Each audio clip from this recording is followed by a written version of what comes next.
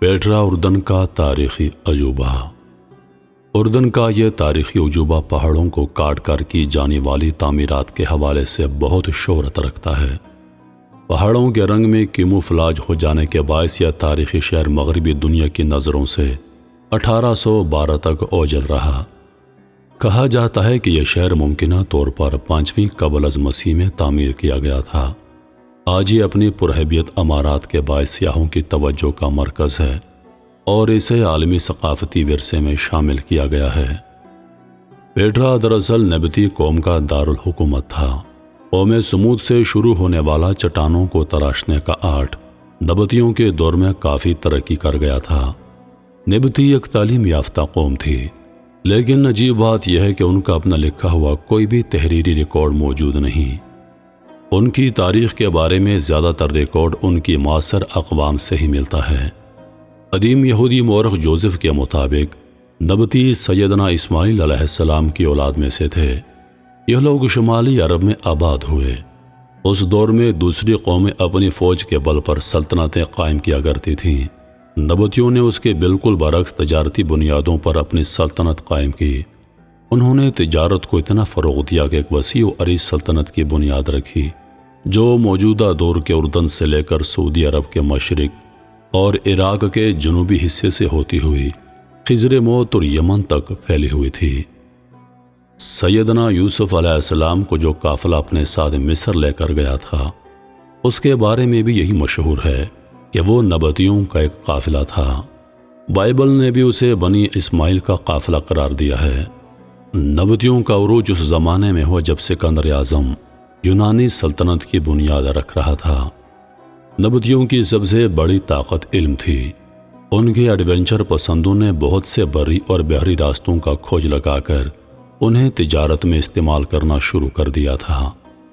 اس دور میں جب معروف تجارتی راستوں پر ایسے قبائل قابض تھے جو لوٹ مار کیا کرتے تھے، نبطیوں نے نئے محفوظ راستے دریافت کیے۔ انہوں نے کوئی ایسی ٹیکنیک دریافت کی جس کی مدد سے وہ پانی کا ذخیرہ سٹور کر کے اپنے ساتھ لے جا سکتے تھے۔ اس صلاحیت نے انہیں راستے میں موجود پانی کے ذخائر سے بے نیاز کر دیا، جن پر لوٹ مار کرنے والے قبائل کا قبضہ تھا۔ اس دور میں بنی اسرائیل زوال پذیر ہو چکے تھے اور ان کی دو بڑی سلطنتیں یہودا اور اسرائیل بخت نصر کے حملوں سے تباہ ہو چکے تھے۔ موجودہ اردن کے علاقے پر ادومیوں کا قبضہ ہو چکا تھا، جو کہ سیدنا یعقوب علیہ السلام کے بھائی عیسو کی اولاد تھے۔ عیسو کی شادی سیدنا اسماعیل علیہ السلام کی بیٹی سے ہوئی تھی۔ غالباً اسی رشتے کے باعث نبطیوں کے ادومیوں سے اچھے تعلقات تھے اور انہوں نے ادومیوں کے دارالحکومت بوشیرہ، جو کہ اردن کے موجودہ قصبے طفیلہ کے جنوب میں واقع تھا، اس کو بنیاد بنا کر پیٹرا کی بنیاد رکھی۔ نبطیوں نے اپنے دور میں ارد گرد کی رومی اور مصری سلطنتوں سے اچھے تعلقات رکھے۔ یہ لوگ چونکہ عرب کے صحرائی راستوں سے واقف نہ تھے، اس لیے انہوں نے نبطیوں کو تجارت کی آزادی دیا رکھی۔ نبطیوں کے بارے میں ایک بات یہ بھی ملتی ہے کہ ان میں کسی قدر جمہوری نظام بھی موجود تھا۔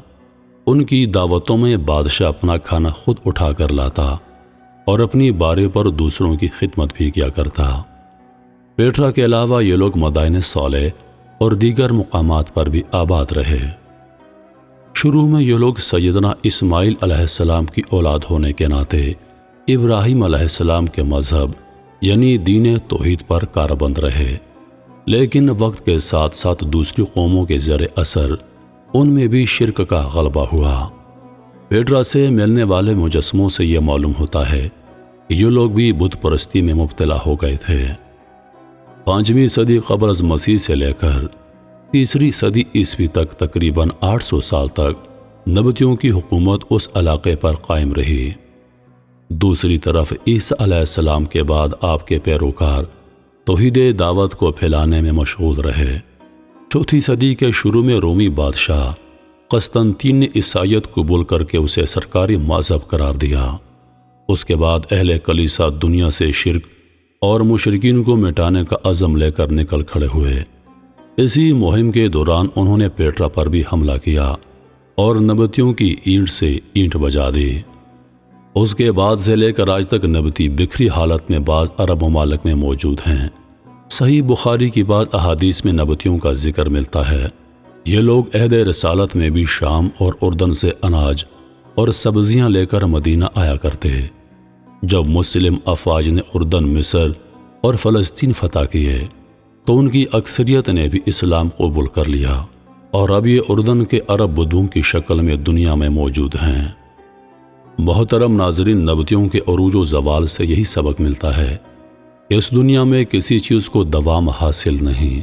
کوئی قوت اپنے وقت کی جتنی بڑی قوت بھی ہو، وقت کے ساتھ ساتھ اسے زوال آ ہی جاتا ہے۔ یہی حال انسانی زندگی کا ہے۔ اپنی جوانی اور قوت کے دور میں انسان نہ جانے خود کو کیا سمجھتا ہے، لیکن اسے اس بات پر یقین رکھنا چاہیے کہ ایک دن اسے بھی زوال آئے گا، اور اس کے بعد اسے اپنے رب کے حضور پیش ہونا ہے۔